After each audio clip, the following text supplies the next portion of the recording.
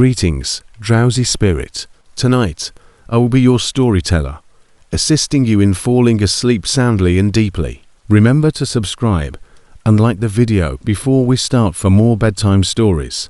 Tell me where you are watching and what hour it is in the comments. I would also love to know what story you would want to hear next. I never imagined that a straightforward solo journey would turn into one of my most bizarre and unsettling recollections. Even now, whenever I try to discuss it, my body seems to be telling me not to bring that night into the room by tightening my voice. However, I am aware that if I don't set it out or convey it correctly, for the rest of my life, every feeling and every moment I recall will continue to haunt me in brief bursts. So let's get started.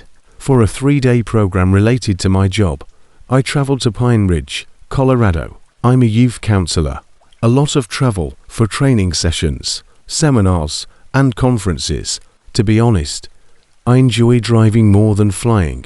I get some separation from everyone and everything when I'm driving alone. In addition, my car felt like my own, and airfares were pricey. Secure small bubble. I wasn't feeling well at the moment, but the session had gone well. I recently ended a 2-year relationship that ended so quickly that it still hurt to think about it. The emotional distance and the way he could look right through me made me feel like a ghost in my own house. Even though my ex never struck me or anything, I felt both relieved and empty by the time we split up. In order to decompress, I spent an additional night following the conference. I went on a few hikes, dined by myself at a diner, and observed folks laughing with their loved ones. Everyone seemed to have someone, but not me.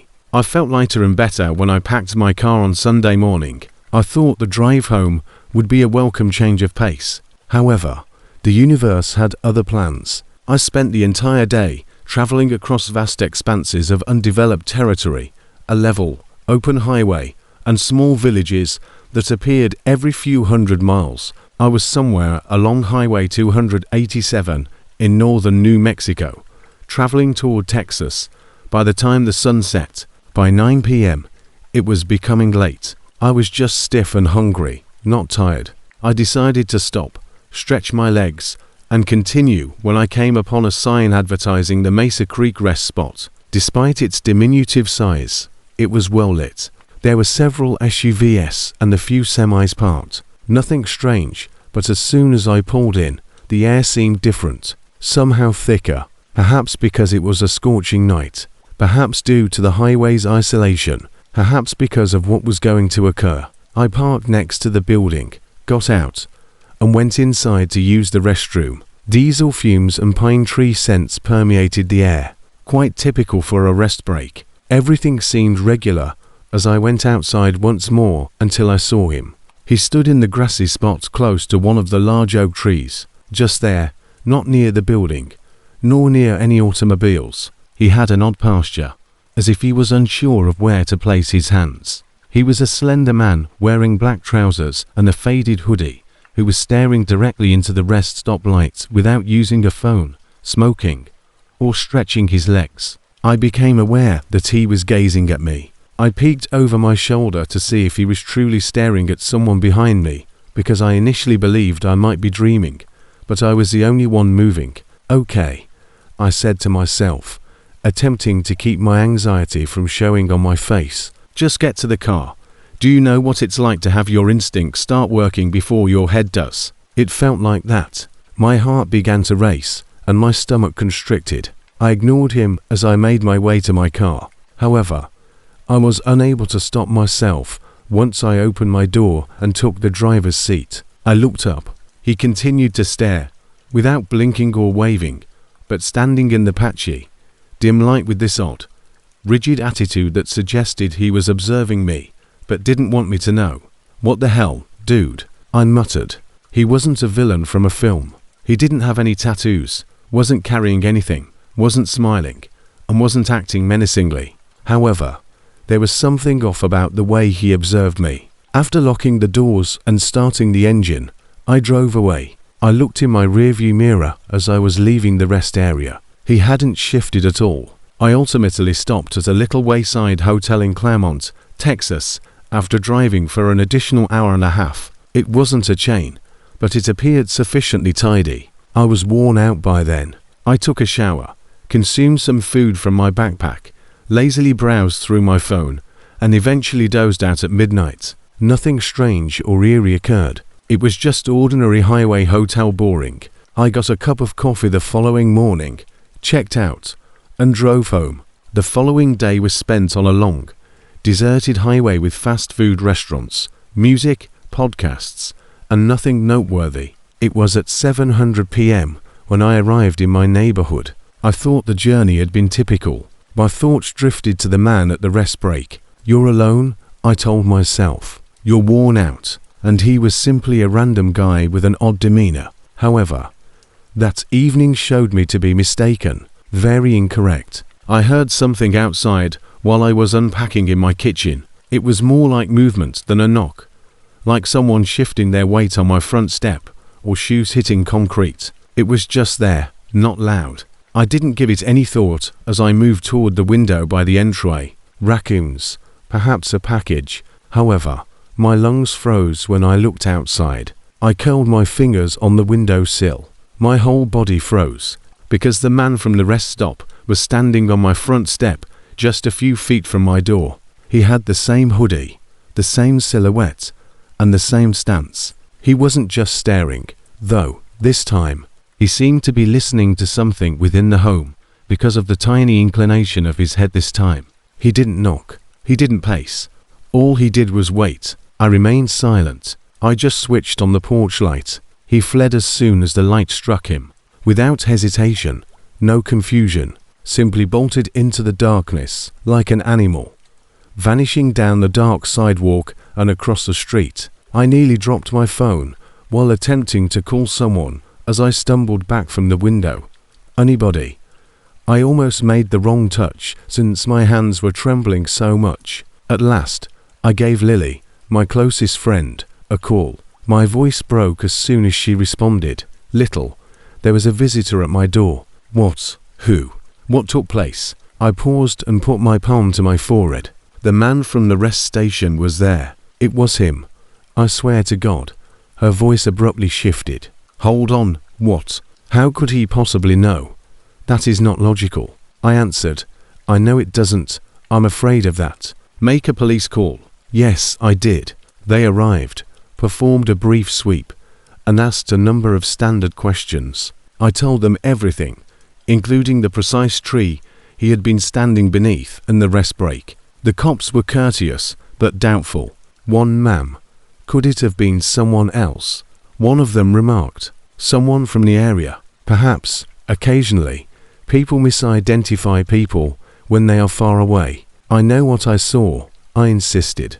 He gave a courteous nod, but he didn't seem persuaded. After patrolling the neighborhood for a short while, they departed, leaving me to wait for their next move while staring at my own front yard as if it were an enemy. I didn't get much sleep. I jumped at every sound. My heart raced with each passing automobile. I continued to check the windows, the backyard, and my locks. However, the man never returned, and a part of me began to question whether the police might be correct. Perhaps I had imagined it. Perhaps a similar-looking person knocked on the wrong home. However, I knew better in my heart, because you won't forget the expression on his face during the rest stop. It was deliberate, concentrated, and unsettling in a way that didn't feel coincidental. It was the kind of look that lingers in your bones. The hypothesis I mentioned it to a number of individuals. Each one of them had a theory. One said, "Maybe he followed you. How would he be aware of her residence?" Another disagreed. "Perhaps he lived close to her. It's an absurd coincidence. Perhaps she is confusing to distinct men." It does occur. However, I am aware of what I witnessed, and even now, the timing is what occasionally keeps me awake. He didn't go with me to the motel. Later, I watched surveillance footage with the manager. Nothing. His automobile is unlike any other. No man with his build. No hoodie. So how in the world did he end up at my place hundreds of miles away? How did he discover me? I don't know the solution. To many nights later, I still ask the same question.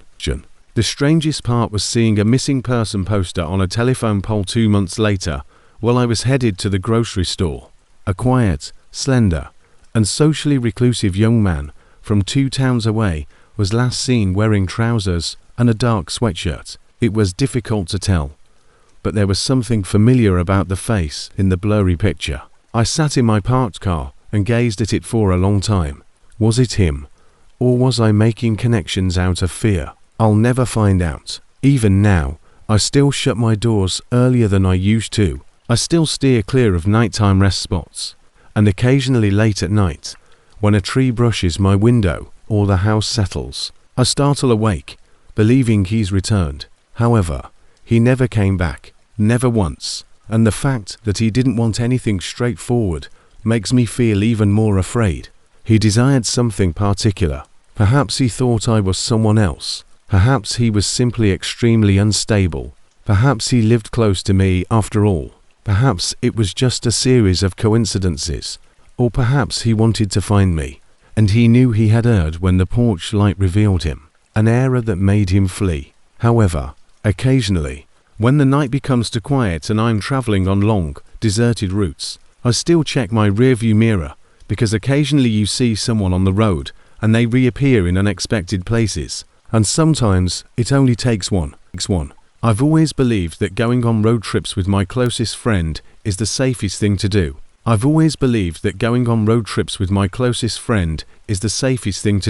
Our personal haven from the stresses of life. I was 24 at the time, working double shifts at a cafe in northern Indiana. I was tired and, to be honest, kind of drifting. I was persuaded to go on this trip by my best friend Riley. She gently hinted that I needed to quit drowning in my own overthinking when she suggested that we deserved a reset. Since our freshman year, we had been pals.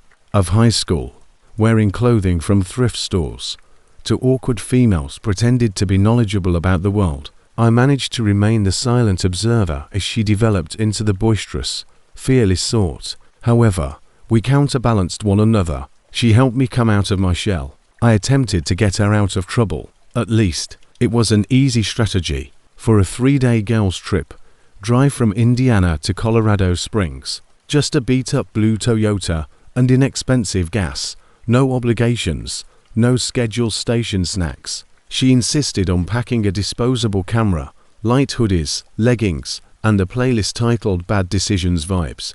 The world seemed to be on hold, and everything felt comfortable and usual. However, the worst things don't always come to light, I promise. They enter stealthily, posing as a typical highway night, and it began just as casually as the night I still can't think about without feeling sick to my stomach.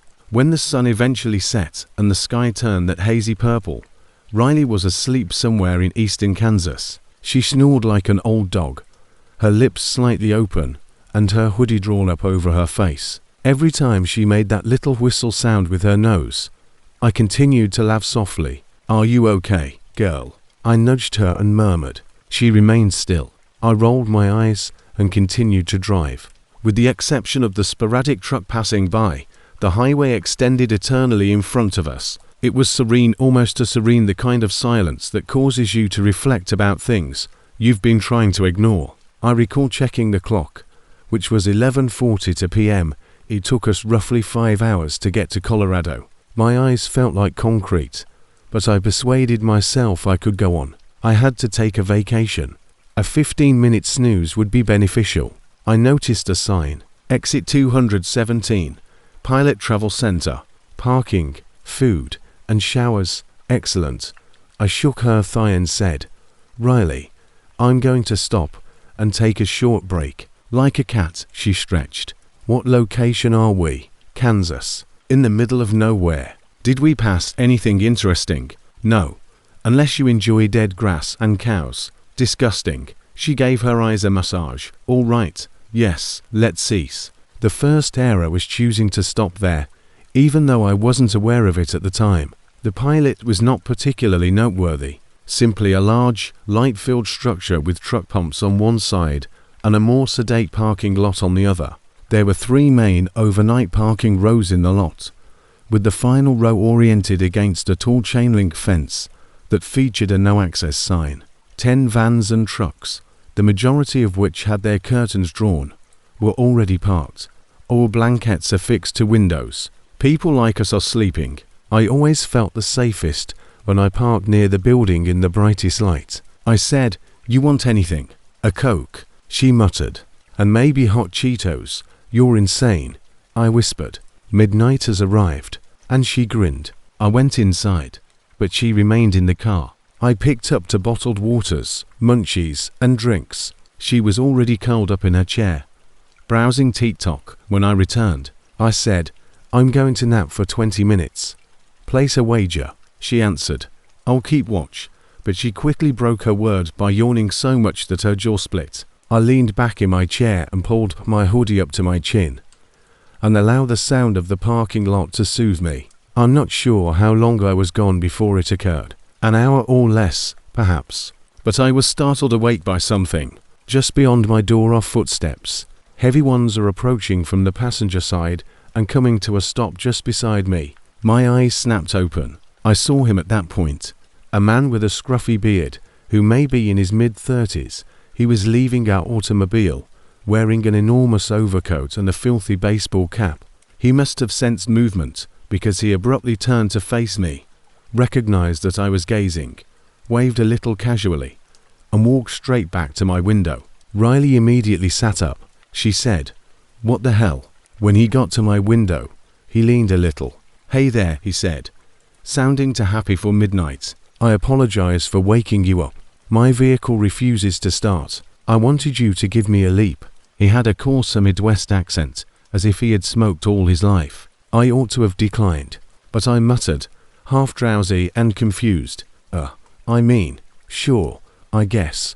Riley gave me a "are you stupid" kind of look. "Great," he murmured, taking a step back. "Just go with me, all around." He began to move in the direction of the darkest row, the one closest to the barrier. Riley slapped my arm. I put the car in gear. "No, dude, absolutely not. Why would you answer yes?" I became terrified. I didn't think. "Now, consider this. This is really strange. I am aware. I'll merely observe the circumstances. The doors will remain locked. Girl, we're not Kansas mechanics at midnight," she whispered.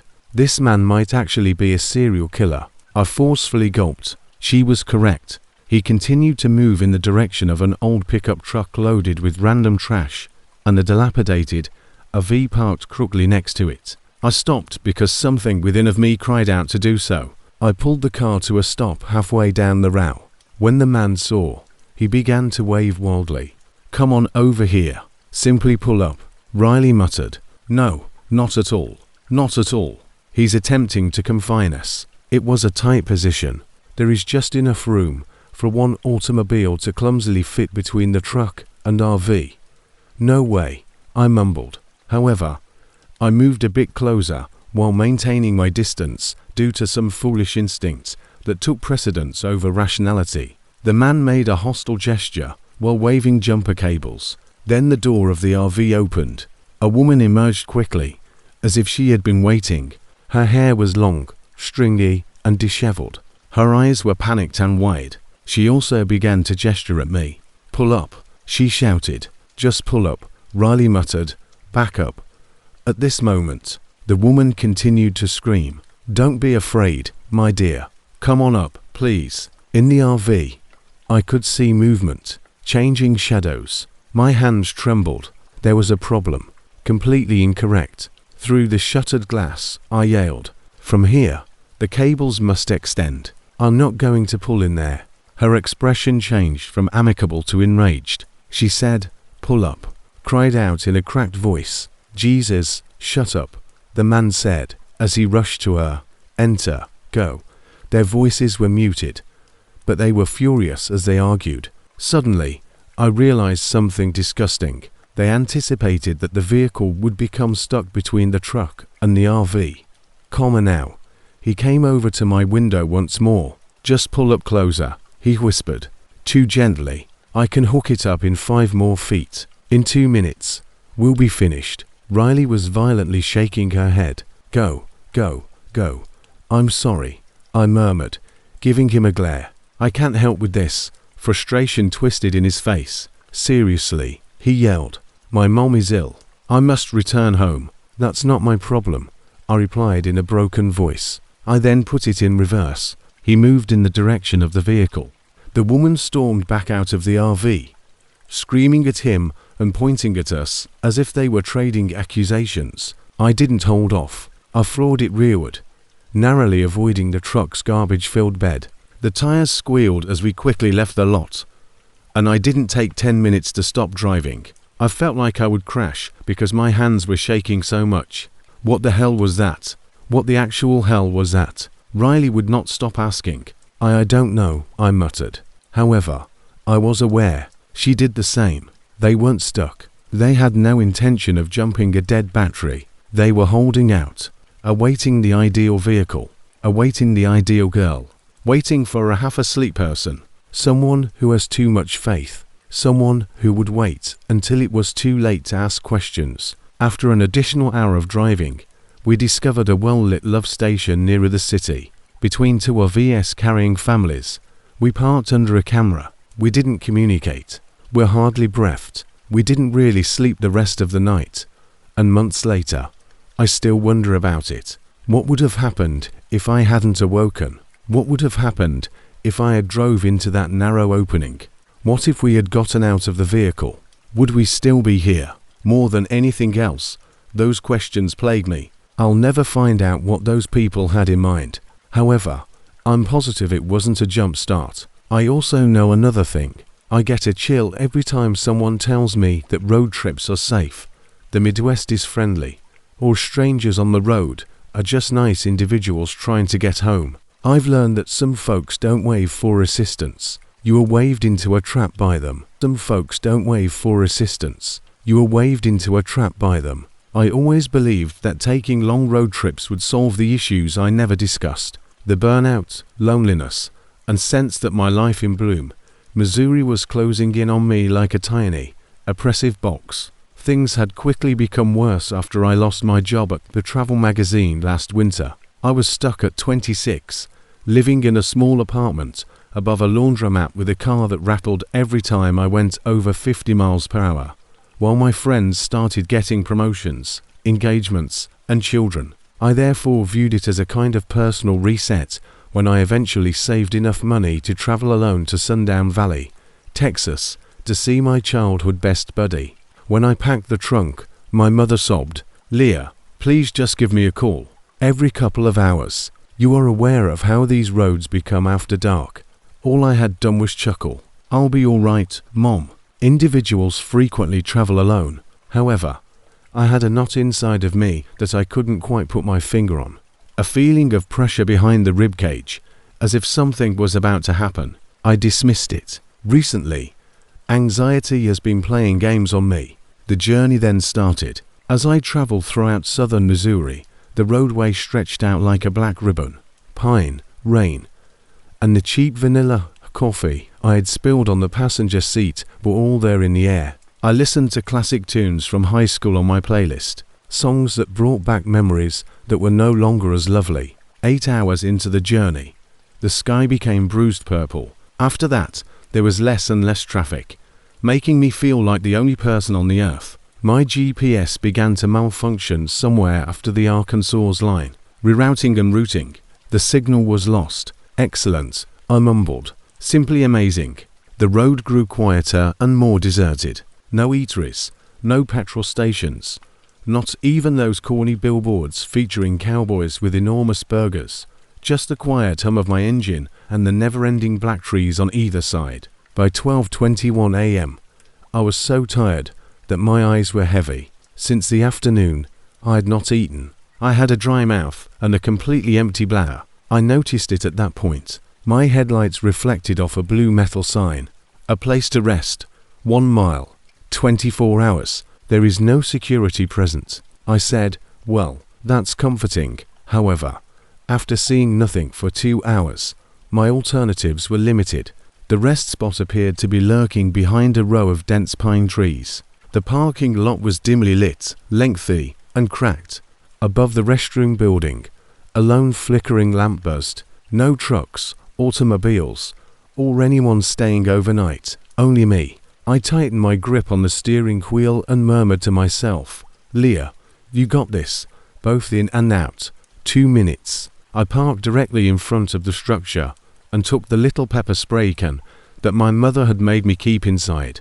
The rest area had a chilly smell, tile, water from an old mop, and something metallic beneath the surface. Rust and blood. I was unable to tell. The vending machines let off a loud buzz that suggested they were having trouble. I pushed open the door to the women's restroom, and it creaked. "Hello."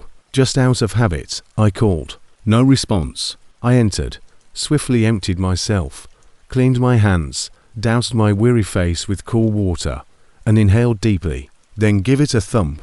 Suddenly, there was a hard footfall outside. I froze. Another one, measured, slow, and closer. The footsteps were not informal. They were intentional. My breath caught. I listened intently as I leaned toward the restroom door. Just outside the women's restroom, someone came to a stop. I sensed a presence, even heavier. I repeated, "Hello," but this time I was more gentle. No response, rather, bang. My heart pounded against my ribs as I leapt. The restroom door was forcefully struck by someone. Faster, louder, once, then again, then again. There was no lock on the door. It was unable to lock. Pushing it open was all they needed to do. However, they didn't. They simply continued to bang. "Hey," I yelled, trying to sound powerful. "Back off, dude." There was no response. There was a loud, furious thumping without any words or laughter. Abruptly, there was quiet, silence. My heart pounded in my ears. Footsteps started to recede slowly. The building fell silent once more when the lobby door creaked open and closed. I waited for 1, 2, and 3 minutes. At last, I made myself leave. Hands shaking, pepper spray up. No one. The vending machine made a humming sound. Against the humming light, a moth fluttered. The temperature was lower than it had been. I rushed to my vehicle. No other car yet. There's still no sound of a car leaving. Where the hell did he go? I muttered.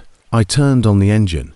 Ahead was the small exit road. There is only one lane, with gloomy woods on either side. With my headlights cutting through the foliage, I rolled forward. A man emerged from the forest. My seatbelt slapped my chest as my foot pressed the brakes. He had long graying hair, a scruffy beard, a thick brown field jacket, and boots that appeared to have been used for miles. He was perhaps 40 years old. Anger formed sharp lines into his face like cliffs. He didn't blink. I was immediately struck by it. The person who had been pounding on the door was him. God, no, I muttered. He remained still, simply stared without waving or signaling. I attempted to move slowly forward. He moved in closer. I turned around. He moved more quickly. "What are your desires?" I let out a scream through the glass. He continued to arrive without responding. I floored it after slamming the gear into reverse. I shot backward into the parking lot, scattering gravel behind me. He took off sprinting.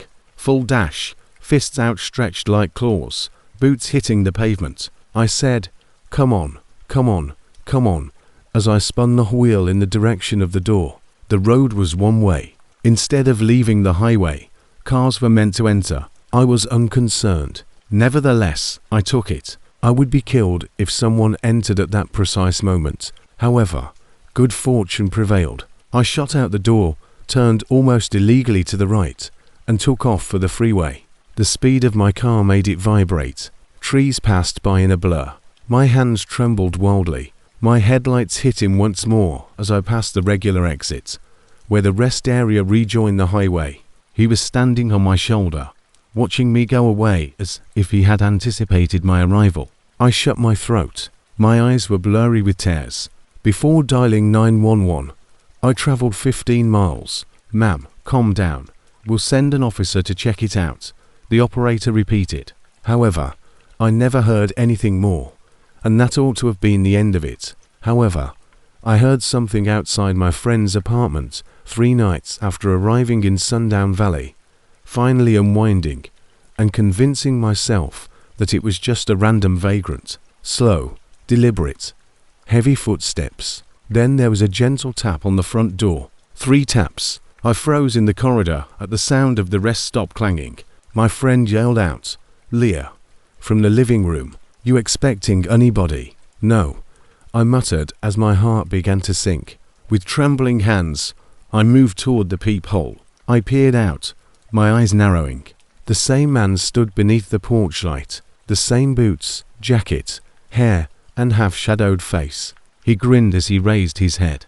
A lazy smile that never made it to his eyes, like if he had been following, tracking, and waiting.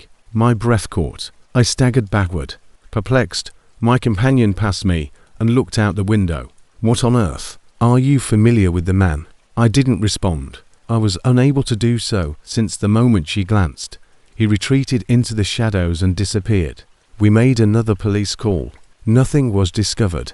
No traces of footprints. He was nowhere to be seen on camera. Nothing, however. I didn't get any sleep that night. Not able to. I knew deep down that he hadn't pursued me for my wallet. He hadn't pursued me to my vehicle. I was alone, vulnerable, and easy to corner in that quiet rest area, which is why he had followed me. Perhaps he didn't want to forget my face after he'd seen it. 3 weeks later, I returned home. I stopped taking trips. I turned on the lights and went to sleep. Every now and then, when I drive through a peaceful wooded area late at night, I think I see a shadow standing close to the tree line, watching and waiting for me to stop once more. I don't believe he's finished. Not quite yet. Stop once more. I don't believe he's finished. Not quite yet. I never intended to share what transpired on that trip with anyone, primarily because my hands still tremble whenever I think about it. However, despite your best efforts, certain memories never go away. When classes finally ended last summer, I persuaded my girlfriend Riley Hart to accompany me on a quick road trip from Kansas City, Missouri to Albuquerque, New Mexico. I had been dating Riley for 3 years. When things went wrong, she was the calmest person I knew despite being noisy, humorous, chaotic, snarky, and impetuous. I used to make jokes about how she could remain composed even if our house's roof flew off. On the other side, was the nervous planner-type Google Maps queen, fixated on emergency supplies and constantly examining every gas station restroom, as though there was a murderer in the final stall. She would always laugh, "Ava, you need to relax. All we are doing is driving. It's not a horror film. It's the Midwest." However, as she was ultimately the most afraid, she refrained from saying that this time. We left on a Friday morning at 9 o'clock a.m. "You drive first," Riley responded, grabbing the aux cord.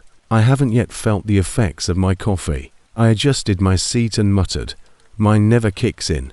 "Yeah, well, that's why I'm the fun one," she said with a laugh. After reaching I-35 and navigating the typical morning traffic, we made a stop at a small diner close to Witcher, where an old couple was serving blueberry pie.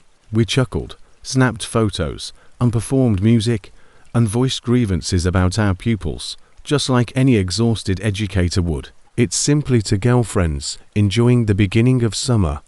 Nothing out of the ordinary. We were traveling through Amarillo around dusk, with the intention of arriving in Albuquerque later that evening. I might have turned the automobile around at that moment if I had realized what was going to happen. 8:27 p.m. We arrived at Rock Ridge Travel Plaza, a large truck stop. It appeared to be much like any other bustling American roadside center. Bright lights, rows of semi-trucks, and a large convenience store with cool sodas, munchies, and showers. "I'm going to use the restroom and get some snacks," Riley declared. "The gas is yours." "I understand." I went outside, filled up, and became aware of something a little odd. An ancient beige pickup on the far corner with its headlights out, engine running, and dark-tinted windows. The vehicle sat idle. The motorist was completely out of sight. I didn't give it much thought. Truckers frequently take naps in their cars. I filled up, went to the bathroom, and then returned to the car. After a few more minutes, Riley emerged with an enormous bag of food: iced tea, beef jerky, peach rings, and corn nuts. I called you AHOARDER. On road trips. She smiled. Nothing about that location seemed insignificant, but we departed the truck stop, if it were nothing. Around 9 p.m. the traffic was still reasonable until we were back on the highway. Riley was scrolling through her phone as I drove. However, the road became thinner after an hour. It grew dark. I saw it in my mirror at that point. From the stop, it was the same beige pickup truck. Riley also had a quick look at it. Is that the previous one? It's probably a coincidence, I remarked. However, I was able to identify the cloudy left headlight and the dented bumper. We were not passed by it. It stayed put. It simply remained behind us. Riley shifted uneasily. He's not passing, dude. Everybody else is going by. I am aware. I tried not to freak out when I admitted. An additional hour went by. The pickup remained. 9:58 p.m. outer phone thread, without assistance. Riley let out a moan. We're still in 2024, right? Our maps became frozen. No instructions. I told her not to panic. The highway is mostly straight, but I was apprehensive. After a short while, I noticed a route 287 exit. I decided to take it, as it appeared to be the link to the highway that we required. It was also taken by the pickup. Riley straightened his posture. That is no longer a coincidence. Ava, we noticed construction signs after the exit. Road work ahead. Go off course. Bright arrows directed us to a narrow country road, a dirt road, a smaller road, and then an even smaller one-lane road. My abdomen twisted. Riley said, "This can't be right. Why are we the only ones taking this detour?" The vehicle stayed in our wake. The same sluggish follow, same distance, not too close, not too far, as if he were cornering us, directing us, or causing us harm. A huge sign up ahead said, "The road is closed. No through traffic." I came to a halt. The truck came to a halt. Riley took hold of my arm. "Turn around." I started making a U-turn now. The pickup also moved. However, it swung sideways and obstructed the entire small road rather than turning around. "Turn off the headlights." The engine hummed softly. Behind the wheel, a shadowy figure. Riley's voice broke. "Go ahead, Ava. Proceed immediately." It seemed like my chest was getting smaller. In order to avoid the road closed sign, I turned the wheel back, drove in the direction of the barrier, and made a small detour. The pickup pulled forward quickly as soon as I got behind it, as if it suddenly realized we were running away. I turned off the gas. It was completely dark on the dirt road. There were no houses, no street lights, just the scrub of the desert and our headlights cutting through the darkness. Riley turned to face the rear. "He's accelerating." "Go, go, go.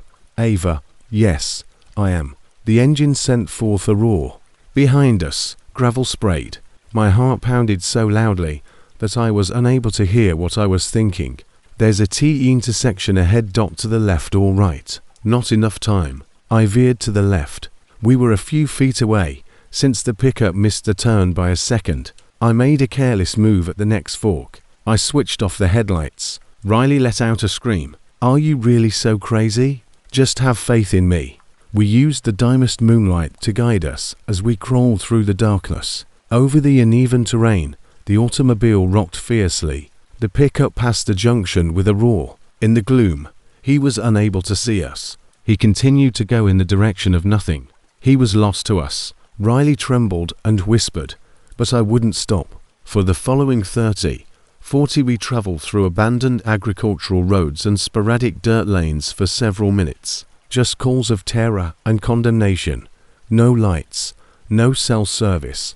The major highway miraculously reappeared at last. We continued to combine. At the same time, the signal returned to both phones. Riley let out a breath that almost brought tears to her eyes. "What the devil just happened, Ava?" I murmured. "I don't know, but I did." And she did, too, deep down. We went down for breakfast at the Albuquerque motel the following morning. Riley was idly browsing her phone when her spoon abruptly fell. "Look, Ava."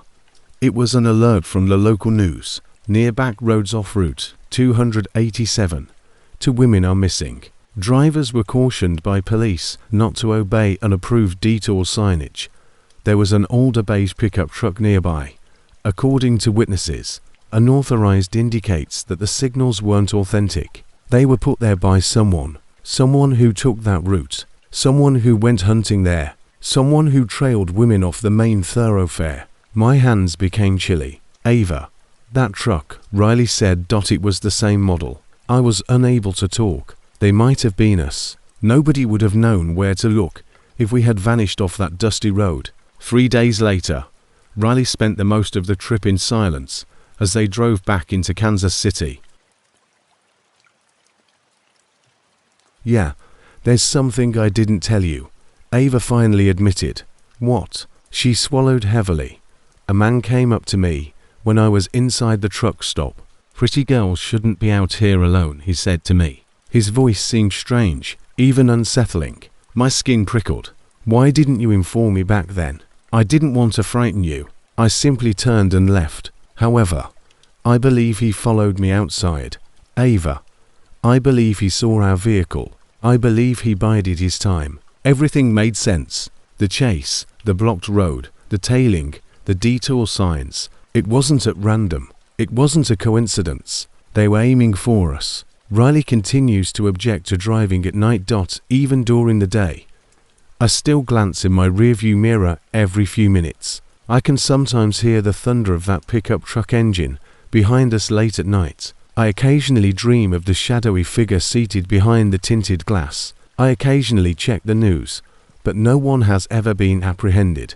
There were no leads or suspects, just that vague description. An older beige pickup, a male driver, an unidentified reason, and the silent worrying that another couple of women would be pulling into a truck stop just someplace on a desolate highway, and he may be waiting with his engine running while seated in the corner once more.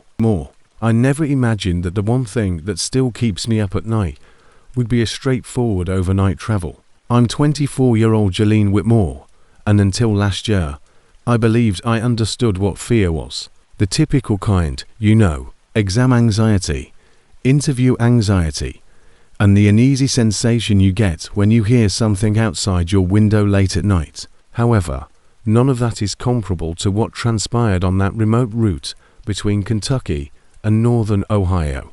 A few months prior, I had graduated from cosmetology school, and I was at last beginning to feel like my life was starting to make sense.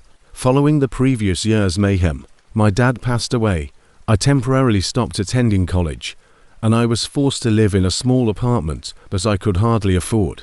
Music was one of the little pleasures that kept me sane as I was piecemeal reconstructing myself. I didn't even consider it when my childhood friend Rhea Coleman called and said, "Girl, I got us 4 tickets for the Columbus show." I simply said, "Yes, Rhea," and I didn't quite fit the ideal stereotype. Companions. Despite our frequent arguments and space taking, we always managed to reconcile. However, she was the only one who stayed with me after my father died. She cleaned my house, brought food, and made me go outdoors when I wouldn't leave my room. I therefore owed her a road trip night when she expressed her desire. Around 100 p.m., we departed Lexington, playing loud music, disparaging our former high school, and laughing at all the foolish things we did when we were 17. It was an amazing concert. It was all we needed: loud, hot, emotional.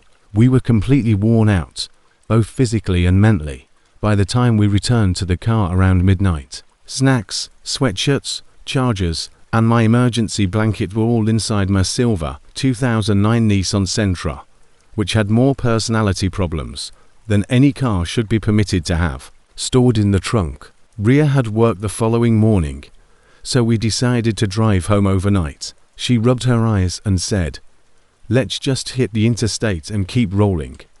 I nodded and threw my luggage in the back seat. First, the bathroom. My bladder is not designed for traveling by car. Facts, she whispered. About 20 minutes away from the Hawks Quick Mart venue was a bright, almost overly bright gas station. Some separate location. The fluorescent lights were humming so loudly when we pulled into the lot that it seemed strangely alive. It wasn't frightening. Just dusty food racks, strange off-brand soda signage, and an elderly cashier who hardly looked up. After using the restroom and getting some chips, we relaxed in the car with the motor running. Everything changed at that point. I launched Google Maps, anticipating we went directly onto I-71 South, and it led me back the same route. Instead, a new, quicker route was displayed, saving 18 minutes. It pushed us off the highway and onto Highway 47, then into what appeared to be a little rural connection road. It was indicated in blue. Over my shoulder, Rhea leaned. What on earth is Highway 47? That wasn't previously present. Most likely, I answered, construction or something, but my stomach wasn't entirely convinced. She shrugged. Whatever gets us home faster. I'm dying. Same. After putting the car in drive, I left the parking lot. Darkness engulfed everything as soon as we left the illumination of the gas station. I'm not referring about the type of darkness found on typical rural roads. A blank, that is, the kind that makes you feel as though nothing is happening 10 feet in front of your headlights. This is empty, damn it, Rhea muttered. I said, Ohio is basically corn. What did you anticipate? No, Joe, this is insignificant. Nothing. Not even trees, barns, fences, or street lamps. She was correct.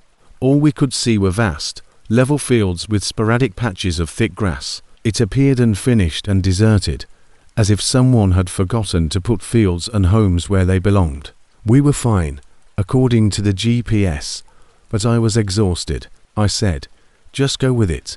The next turn is 4 miles away. It seemed like 20 miles in those 4. At last, the voice declared, make a right turn. I slowed down, perplexed. I muttered, where? Rhea pointed there. It turned onto a small road. No lights, no painted lines. There are potholes everywhere. Along it were 3 dwellings. They all appeared to have been abandoned to decay 10 years ago. There was nothing but darkness, no porch lights, no signs of life. A chill went down my back. This seems right to you, Joe, to be honest. No. Do you wish to go back? Once more, I gazed at the map. This leads back to the interstate, it says. She let out a sigh. Then let's move quickly. I gave a nod and continued to drive. The route continued into further darkness. No stars, no moon. My headlights were the only source of light in the pitch black. Suddenly, my GPS said, rail crossing ahead. I looked up at the road. Nothing was present. Anxiously, Rhea tapped her foot. Take caution. There are some of these historic crossings without lighting. Yes, I did see something. It wasn't until we were nearly atop the train that we noticed it. The entire route was blocked by a huge freight train that was dead on the rails. There was quiet. No bell. No warning lights. I jerked us ahead by slamming the brakes. The train appeared to be abandoned rather than damaged. The wheels were eaten away by rust. Graffiti covered entire automobiles. One door was half torn off and hung crookedly. There was no conductor, no sound, no vibration, and no indication that it had been touched in years. Rhea took a deep breath. Why is there a train here, Joe? I'm not sure. And why would you be directed through a blocked road by your GPS? I'm not sure. My chest constricted. There was a problem. Don't use the train. Not on the road. Not on the path. I said, all right, we're turning around. Hold on. I put the car in reverse. At that moment, Rhea trembled and muttered, someone is behind us, Joe. I initially assumed she was referring to a different vehicle. Then I froze as I stared into the rearview mirror. Behind us, in the dense grass, several dark shadows remained hunkered and observed. I gasped, what? Go. Rhea growled, I'm attempting. Abruptly, the figures shifted. They bolted from the grass and ran in our direction. 5 or more, at the very least. Their forms were human, yet they were incorrect, quick, and low to the ground, as if they had practiced this 1,000 times. A hand was slammed into the rear window. One more tugged at the passenger handle. The driver's side was tried by a third.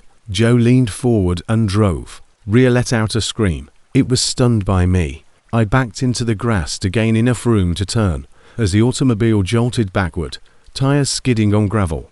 Once more, one figure raced toward my door and violently tugged. Why did the kid locks not function? I sobbed. They're secured. They're secured. Rhea screamed. I didn't consider it. I was unconcerned. I shifted the wheel abruptly by applying the gas. The vehicle accelerated back down that small lane after swinging forward and running over something I hoped wasn't a person. No way that was random. Rhea sobbed and muttered. No way, I replied, clutching the steering wheel until my hands began to shake. I pushed the car to 20 over the limit when we got back to the highway. I was trembling all around. I felt like I couldn't breathe in enough air because my lungs were constricted. We were both in tears by the time we returned to the security of the petrol station. I attempted to breathe, put my forehead against the steering wheel, and turned off the engine. Rhea's voice was hardly steady as she gazed out the window. What if your GPS was altered while we were inside? Joe. My heart fell. What? Your phone was left in the cup holder. Your screen illuminated up before we entered, which is why I remember. The automobile wasn't locked. We were exhausted, but we always locked the car. We hurried. We weren't reflecting. I launched Google Maps. My path had returned to the interstate, the road we ought to have followed all along. The railroad that was obstructed was not designated as closed. Nothing was written on it. Joe, Rhea muttered. That was intended by someone. I gazed up at the roadway that extended into the night. I was aware that she was correct. Down that path, someone had wanted us. There had been a waiter, someone with prior experience, and we wouldn't be here to tell this tale if we hadn't applied the brakes quickly enough, if we hadn't turned around in time, or if those figures had entered the vehicle, I never imagined that my favorite memory of college would be the drive home after graduation, that night, that deserted American roadway, and the man I still dream about, not the 4 years of examinations, late night pizza, roommates, heartbreaks, or the strange university parties. I'm Brianna Thorne, and I recently graduated from a small university in northern Wisconsin with a degree in sociology. To be honest, I was emotionally, financially, and cognitively exhausted after graduating, which should have felt like a victory. I wasn't ready to publicly acknowledge the toll that college had taken on me. I was traveling back to my Indiana homeland, roughly 10 hours away. This road trip was meant to be joyful and liberating. Even though I didn't have motel money, my buddies tried to persuade me to split it up over 2 days and stay at a motel somewhere in between. I hardly had enough money for groceries. Like wolves, my college loans were waiting, and I was using borrowed time to drive my old, beat-up silver Honda Civic from 2007, the one with the strange rattling sound under the hood. Nevertheless, I packed that car with my clothing, a worn-out suitcase, my thrifted bookcase, and leftover college trash, and headed home. She had new brakes, mismatched tires, and more than 230,000 miles on her vehicle. The shop pricing was too costly, so I bought used from a man named Stitch. Yes, I convinced myself. It's okay. Even though life was gorgeous. You'll return home. It's only 1 day. And I was correct for the majority of the drive, until the portion of the journey that I would like to forget. The main trouble started at 9:40 p.m. where I was only 2 hours away from my house, somewhere along a peaceful section of Highway 41. Both sides are covered in forest. No homes, no gas stations, no billboards, no lights, simply the dense, never-ending darkness that characterizes American country roads. My phone's battery had already dropped to 18%. Additionally, the signal was barely surviving. Come on, Bree, I told myself repeatedly. Just keep going. You're on your way home. Remember, Mom is preparing dinner. However, as soon as I turned a corner, a caution light lit and my car let out a terrible, deep groan that sounded like the engine was choking. Then one more. Then the entire vehicle trembled. Don't treat me like this. I gripped the wheel and whispered, really. The Civic coughed twice, sputtered, and passed away.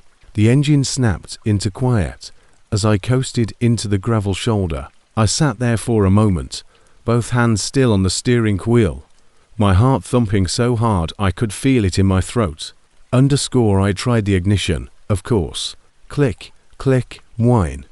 Then there was nothing but a pitch-black void. Both the dashboard and the surrounding road turned black. I reached for my phone. It would miraculously help if you held it up that way. No assistance. Not a single bar. Fantastic, I whispered. Excellent. I adore that. The woods outside were so silent they didn't sound real. Not even crickets. Just the trees being brushed by the breeze. This whooshing sound, deep and hollow. I was raised in a little American town. The silence felt strange, like if the woods were listening.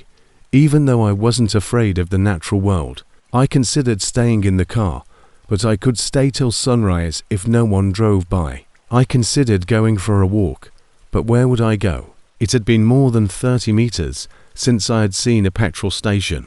The loneliness hit me hard all at once. Then I recalled something my father had once said to me. Stay inside if your automobile breaks down at night.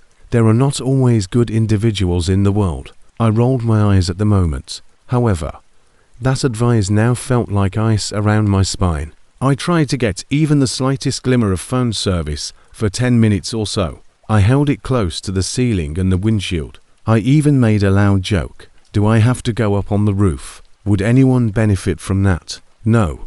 Excellent. However, the rear window was struck by a loud, sharp KOC for a full-blown, instinctive scream. My neck cracked as I whirled around so quickly. A balding man with a beard, a jacket that was too thin for the cold, and filthy clothes from sleeping outside, was standing directly in front of the rear passenger window, and there were only trees behind him. Dark, dense trees. He had not come from the street. He had emerged from the forest. He stared at me, motionless, his breath clouding the glass, and I froze. Then he raised his hand and knocked once more. 3 slow, deliberate taps. Hey, I said. I raised my hand in a half wave, weakly. No response. He merely observed me, observed. He then experimented with the door handle.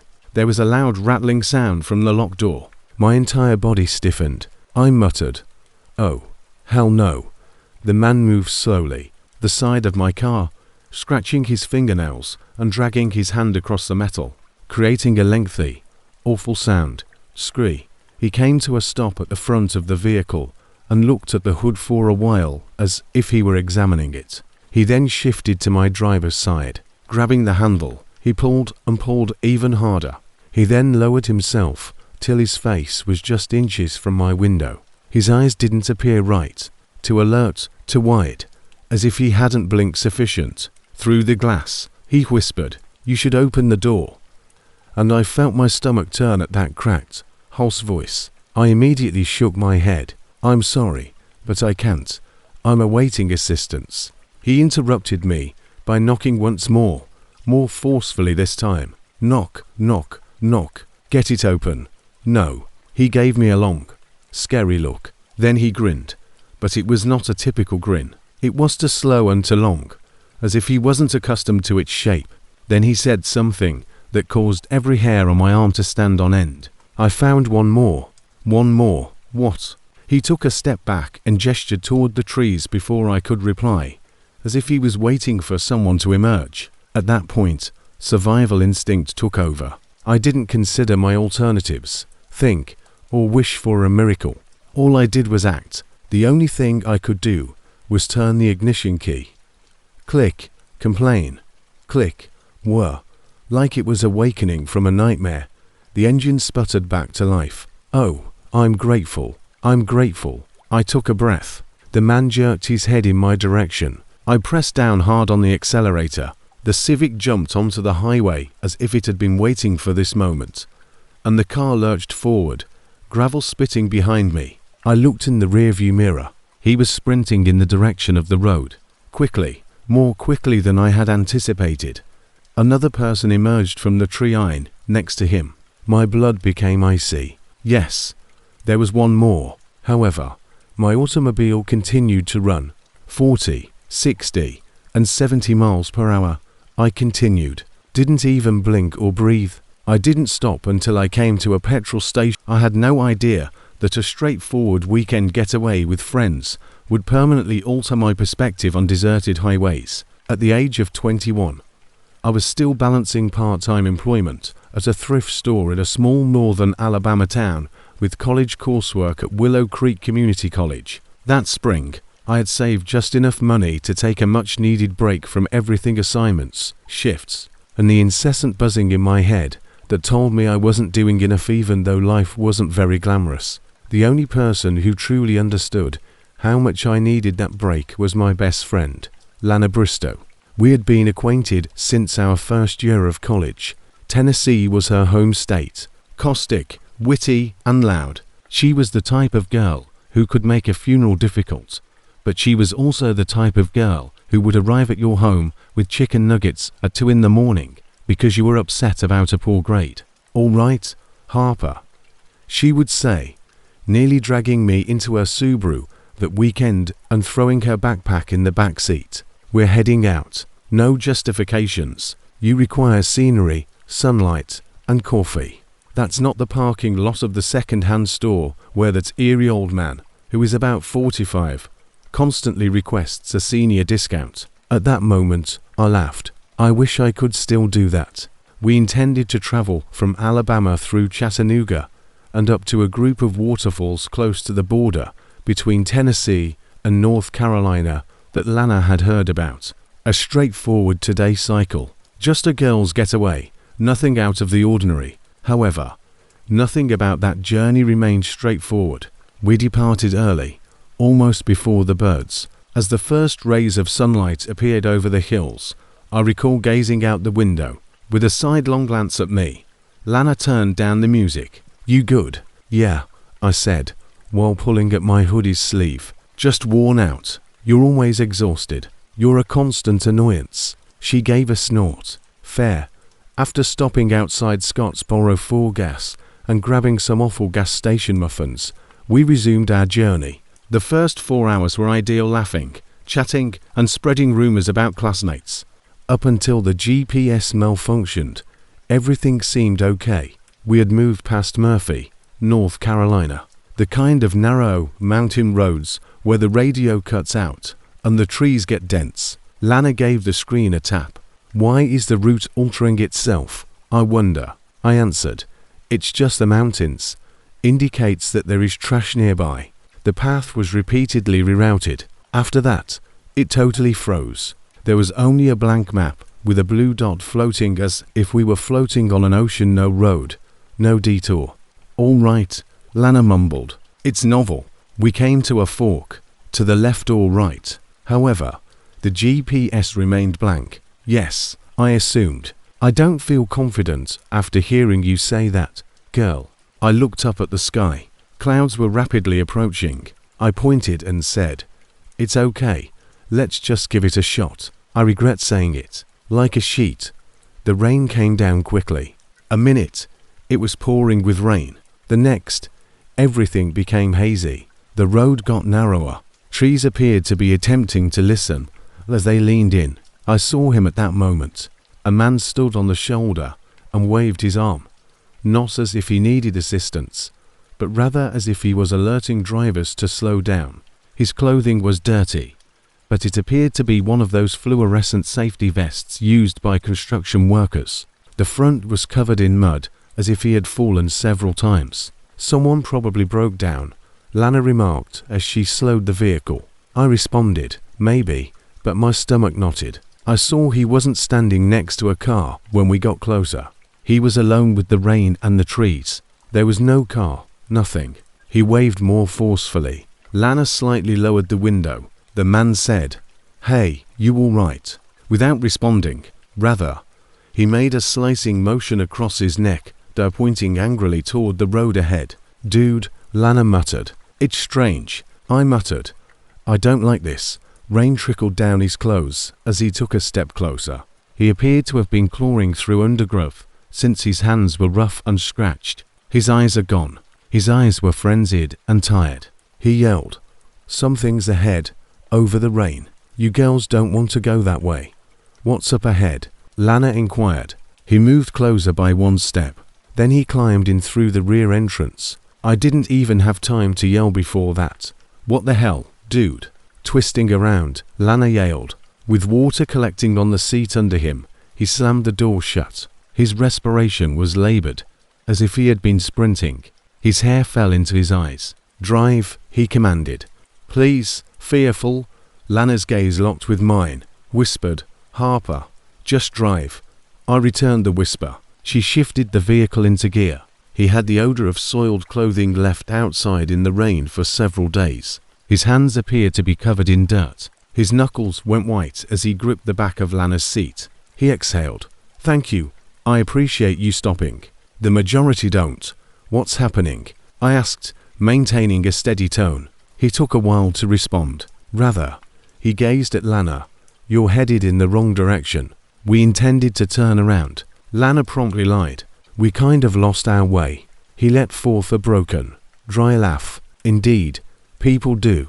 His voice had the erratic quality that comes from not getting enough sleep. "What lies ahead?" Lana inquired. He fell silent for a moment. Too quiet. "Have you heard of locations where police don't bother to patrol?" Abruptly, he asked. "Locations where items disappear and people act as though they never observed anything at all." Lana glanced at me.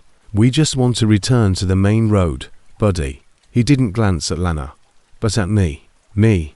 Are you from this area?" he inquired. "No," I blurted out. "For some reason." He nodded as if that was a good thing. "You don't appear to be from this area." He grinned. It was not a smile of kindness. Lana leapt in. Her voice was artificial and cheerful at once. "We're not from here. We're just going on hikes and other activities for a girls' weekend." Leaning back, he let out a trembling breath. He then murmured, "I was stationed in Kentucky once. Before they fired me, I was still employed." "Did you serve in the armed forces?" Lana inquired. He gave a shrug. "That kind of thing. I'm now housed at the VA clinic, although I don't stay long.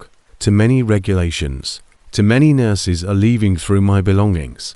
Once more, he laughed a bit too loudly. "They located my belongings. That did not sit well with them." I pretended to glance at the trees as I gazed out the window.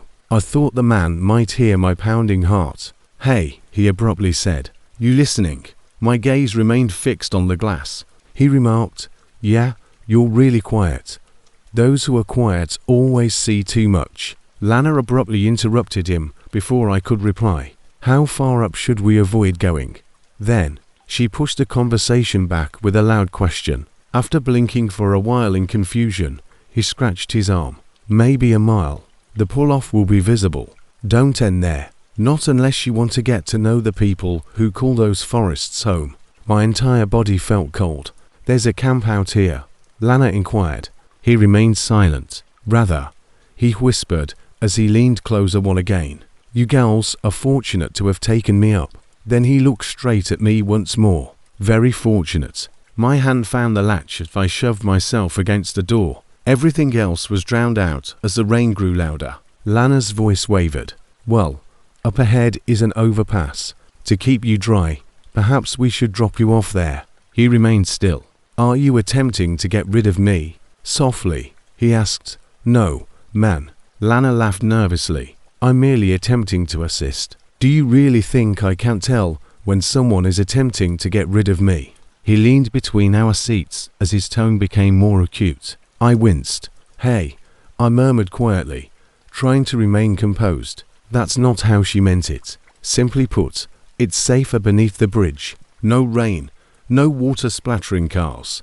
He looked back at me, examining my face. "You're afraid," he said. My throat constricted. When we got to the overpass, Lana slowed the vehicle. She tugged at the shoulder. At last, the man let out a long, heavy breath. "All right," he whispered. "This is all right. This is all right." Halfway through the door, he halted before turning around to face us. He said, "You two have to get off this road. Don't turn around. Don't give up pointlessly. Additionally, don't slow down for somebody who is waving you down in front of you. You get it?" I forcefully gulped. "You get it." He went outside, but he didn't leave. With his hands by his sides and the rain falling like a curtain behind him, He simply stood beneath the overpass and stared at us. "Go," I muttered. "Yeah," Lana uttered. She accelerated. After around 30 seconds of driving, Lana let out a trembling breath. She muttered, "Harper, I'm terrified." She tightened her grip on the wheel. "And so did I. What happens if he follows us? What happens if he's walking?" To be honest, he appeared more disoriented than menacing when I stated that. "Yes, but he just climbed in. Jesus, who carries that out?" I gave a head shake. I had no idea. The surrounding forest grew denser once more. The GPS remained blank. The rain was still hard, and the sky was still damaged. Then we noticed it. On the right is a tiny pull-off. Sky was still damaged. Then we noticed it. On the right is a tiny pull-off. Soil. No indications. No additional vehicles. Lana decelerated. Is that what he intended? Most likely. There was a small path that led into the trees from the pull-off. Dirty, damp, and dark. It felt off in some way. It seemed as though the air was heavier there. "Keep driving," I blurted out. Yeah, okay." Lana hit the accelerator. I took a quick look out the window as we passed the trailhead. There was movement between the trees, but it was not an animal. Rather, it was a person standing motionless halfway behind a tree, dressed in dark clothes, drenched from the rain, and simply observing our car go by. I twitched in my chair. "I saw it too, Lana," she said. There was nothing but silence for the following mile. Neither of us was breathing normally. The GPS then flashed. Lana whispered, "Oh, thank God. There was a map. At least the system was operating again, even though we were off course. We were redirected in the direction of the main highway. We were lucky." "Huh," Lana remarked as she pulled into the connecting road. "Yeah," I muttered. The downpour subsided. My phone buzzed as the trees grew thinner. There was no service, but a notification showed up. "The number is unknown. How come you didn't stop?" My stomach fell open. My face caught Lana's attention. "What?" I swung the screen in her direction. Her hands were shaking on the steering wheel. "How? What would someone do out here?" Once more, the phone buzzed. "The number is unknown. At the pull-off, you ought to have stopped." Then an image appeared, an indistinct photograph from within the forest. We saw our automobile drive by from a distance of about 20 feet. Lana put her foot firmly on the accelerator. Holy underscore, don't stop," I yelled. "I'm not." I was afraid we would skid off the road, since she drove through the curb so quickly. Once we were back on the main highway, the messages ceased. The service came back. It stopped raining. We didn't talk for the next hour. I didn't have the guts to Google the region until 2 days after returning home. I regret doing so. Along that same road, there were old forums concerning hikers who had gone missing. An unmarked trail that led to an off-grid village was mentioned, a location where law enforcement no longer bothered to frequent, a place from which people never returned.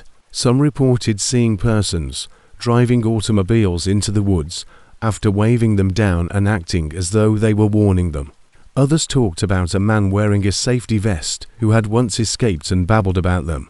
Around 2019, the post was discontinued. However, one message stuck out. "Don't stop on that road if you see someone waving you down. They pick you in this manner." I sobbed when I shut off my laptop.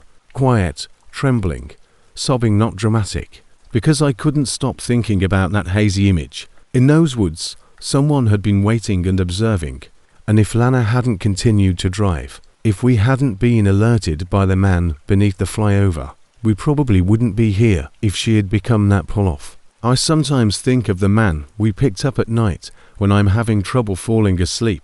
His hands were shaking, his clothes were filthy, and his eyes were desperate. He was not the danger. He served as a warning, and I'm not sure which concerns me more, the horrors he witnessed or the knowledge that my number was in the hands of someone. I switch phones and numbers, but occasionally I still believe I see shapes in the trees while I'm driving alone on deserted roads. I still believe that I'm being waved down. I now know better, so I always accelerate. Certain roads appear deserted. They're not. They're not. I've always believed that road vacations should be liberating.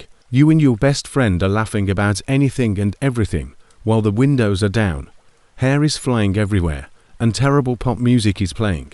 However, that was prior to the summer of 22, before the journey to Sierra Nevada. I didn't realize that often the most terrifying aspect of a trip isn't where you're going, but rather who notices you along the route. I'm Alyssa, and I was 23 at the time. My first year as a pediatric nurse just ended, and my best friend, Riley, the boisterous, disorderly, brutally honest girl I'd grown up with, was the type of person who thought that a weekend getaway could solve any issue. One evening, she had leaned over my kitchen counter and muttered, "Girl," while holding a bottle of Dr. Pepper, "you are just one more double shift away from going insane. We're heading out." No justifications. I had objected. My mother would go crazy. I needed to do some laundry, and I detested taking long drives. To be honest, though, I needed a way out. I had to take a breath. I so accepted her offer of a 3-day girl vacation to Sierra Nevada, a small Arizona mountain hamlet. Yes, I'm still haunted by that. The morning we departed, I got up early. The sky still a faint blue. The fragrance of old coffee and citrus cleanser filled my apartment. I'm classic. Without knocking, Riley stormed in. Her carrying a bag of breakfast burritos is also iconic. She smiled, rise and shine. Baby nurse, Tito's gave me the excellent ones. I chuckled. Thus, we have heartburn at the beginning of our journey. It develops character. We loaded up my silver Honda CR-V, my dependable old girl, who never let me down and rattled when she reached 75 miles per hour. The sun was just starting to peep above the apartments, and the air was chilly. It seemed normal, even serene. A playlist, Riley inquired. You're not making contact with it. Your music is really gloomy, girl. She let out a moan. Road trip hits are what we're listening to. I don't feel like a depressed nurse today. All right, I mumbled. However, nothing from your strange outlaw country phase. Oh no, all right. I played Willie Nelson once, and you didn't let it go. The automobile rolled onto the highway as we chuckled. At the time, we had no idea that someone would be pursuing us. After driving for around 2 hours, we passed into New Mexico's desert region. There was nothing but long, silent roads, flat countryside, light sand, and the sun that seemed to be leaning too close. This place looks like a Fallout map, I promise. Please don't manifest us being attacked by mutants, Riley pleaded. No assurances. A few miles behind us was an ancient blue pickup truck. Other than the fact that he always changed lanes when we did, there was nothing strange about that. Hanged at the same distance every time.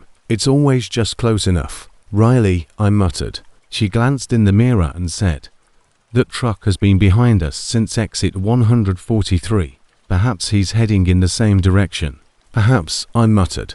However, something didn't feel right. The truck appeared to be in poor condition. Through his windshield, worn doors, mismatched paint, and no front plates. A dark baseball cap was all I could see. Only the outline, not his eyes or face. "He's probably nothing," Riley answered, trying to sound confident but failing. "Just a guy with an awful truck." I made an effort to ignore it. People frequently take similar paths. I guess I was being theatrical. The blue truck was still there 30 minutes later. When we did, we changed lanes while maintaining our speed. We arrived at a small gas station close to Elm Ridge, which was the kind of dot on a map town with a single store, a single pump, and a man sitting outside selling peaches from a styrofoam cooler. Riley whispered, "This area has the appearance of a horror film." "Please don't say that right now," I muttered. I surveyed the road while we filled up, trying not to appear suspicious. Riley said, "Don't see him. You're doing well." I let out a breath. Perhaps I was dreaming. Perhaps working long shifts had burned my brain. For munchies, we headed inside. The clerk, a weary-looking woman with a thick local dialect and red hair, looked at us. "You're traveling far." "Arizona," I grinned. She paused. "People, be careful on the 601. Drive as if the devil is pursuing them." Riley tried to joke. "That's good to know. We'll watch out for Satan." The woman didn't chuckle. The hair on the back of my neck sprang up when we returned outside. On the far side of the lot was where the blue truck was parked. The same baseball cap. No face is still visible. Riley said to Alyssa, "Come in now." My stomach fell. We hurriedly got into the car and drove off. Under the tires, gravel crunches. The blue truck followed and pulled out in a matter of seconds. "Okay, this is too weird," Riley stated in a tight voice. Not even gas was getting to him. My hands trembled on the steering wheel. Maybe he just happened to stop there. No way, he said while he waited. The route wound through canyon-like terrain before narrowing to a two-lane roadway. Everything felt cramped as tall red rocks rose all around us. I looked in the mirror. He was so near that I could already see his bumper. "He's tailgating." "But why?" I muttered. Riley spun around in a chair. She shouted, "Hey, back off," and threw him out the rear window. "Riley, what? This guy is insane." The truck accelerated, reducing the distance even more. Riley's face was pale. "All right, perhaps avoid upsetting him. Let's maintain our composure." However, the driver gave us 1, 2, and then constant flashes of his high beams. The automobile was flooded with light. "Go faster." "Alyssa, I am unable to. The road is winding." Beside us stretched a long, steep drop. There is no guardrail. Riley muttered, "Jesus Christ, you are being pushed by him. He wants you to move more quickly." I yelled, "I'm not killing us." Then, as though attempting to bump our car, the truck veered violently. "What on earth is wrong with him?" Riley sobbed. I could feel my heart pounding in my throat.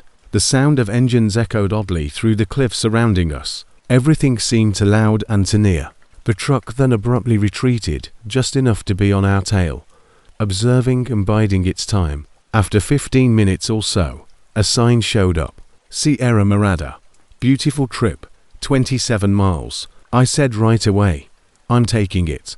"Are you sure, girl?" "It's beautiful and popular with tourists. More people, more cars." We switched off. The blue truck came next. Riley muttered obscenities. "All right."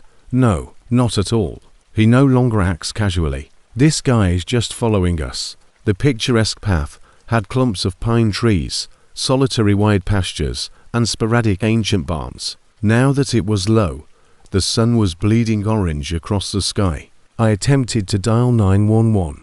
No assistance. I made an attempt to contact my mother. No assistance. Riley shook her phone. "Oh no, nothing." Once more, the truck closed in. His lights were flashing until my eyes hurt. "Stop," Riley muttered. "Allow him to go." "No," I replied. "What if he also stops?" "You're correct." My voice broke. "What is it that he wants from us?" The truck accelerated, veered into the oncoming lane, and pulled up next to us before she could respond. I could hear him shouting something, but the wind muffled his speech because our windows were partly down. Riley sobbed. "What is he screaming?" Then we noticed that he had his arm out the window, pointing at us repeatedly and violently, as if he was demanding that we stop, rather than waving or making any other gestures. "No, it's not taking place," Riley screamed. I made an effort to maintain my hand steadiness. In an attempt to push us off the road, he continued to yell, point, and match our speed before jerking his truck in our direction, inch by inch. "Go, go, go." Riley let out a scream. I depressed the gas pedal. He was momentarily slowed by the elevation, but the truck revved loudly and furiously. We were saved by that second. I turned abruptly into an unmarked gravel road. The turn was missed by the truck. Behind us, dust erupted. I was speeding down the gravel road. Our teeth smacked as the CRV bounced so violently. "Alyssa," Riley took a breath. "What on earth are we heading to?" "I'm not sure. It doesn't matter to me. All we have to do is let him go." The car skidded after I struck another bump. Riley glanced over our shoulder. He's looking back. The sun has nearly set. The desert faded into darkness. There was nowhere to go on the dusty road, just a ranch that has been abandoned. Tall dead grass and broken fencing. "We must conceal ourselves," Riley muttered. "No," I replied. "We need to keep moving." I was interrupted by a sound. An engine in the distance was getting louder. Alyssa, Riley took hold of my arm. He will return. He's locating us. Over the hill. Headlights emerged. The truck in blue.